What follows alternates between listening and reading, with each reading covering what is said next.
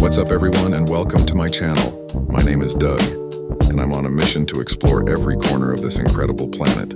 I'm talking about hitting the streets, trying the food, meeting the locals, and sharing the real, unfiltered stories behind the places you see on postcards. We're going way beyond the tourist traps. So if you're ready for an adventure and want to see what the world is really like, hit that subscribe. So the other day, oversaw a whole bunch of people talking about the Jay-Z and Nas thing. So mind you, I'm recording at the same time because it's more, I'm gonna make this more conversational, but it's more gonna be a me and audience conversation. So people were kind of talking about or cheering Nas on for winning the bid in Queens. And of course, booing Jay-Z for losing the bid in Times Square. Now, shame on the people in Times Square, because in that community, you actually have 56% Caucasian and only 7% African American. So the reality is the people making that decision, the people voting in that community were primarily white. Now, where a lot of people in the urban culture took effect to saying, oh, Nas beats Jay-Z again, he threw them this and that. Where are these bits for? Well, the bits were for Casino. Okay, I see this.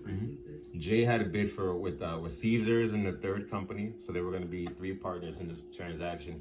And Nas had something similar, not with Caesars, but somewhere out in Queens. So of course Nas won his bid, and Jay-Z in Times Square lost theirs. So now, as I look into the comments and what people are saying, people are kind of always saying or finding different ways to say that Jay-Z is some sort of boogeyman, and that's the reason why he lost, that everything is kind of coming to fruition and that Nas won. So if you kind of look at the perspective and really understand the history of Times Square, for anyone who has or has not been there, for years has been the #1 attractive spot in New York City, the #1 touristic zone where everybody all around the world comes to visit. So what they did in essence is say, sure, you can get Queens, black boy, but you can't get Times Square. When you actually begin to think about what they've done in this decision, it made it seem like we're not good enough. We are not good enough to be in that Times Square, to represent the biggest portion of New York City. Queens is still ghetto, so fuck it, you can still get it. For Queens, you might as well have told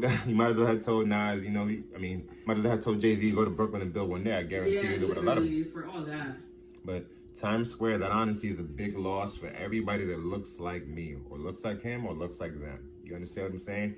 They don't plan for us to be in Times Square. Why not have one of us represent one of the biggest parts of New York City? Now, a lot of the backlash was saying, well, of course Jay-Z would want to peddle casinos, because casinos don't bring about but nothing but, I would say, negative energy, right? They bring about prostitution. They bring all the shit that he claims he's not into.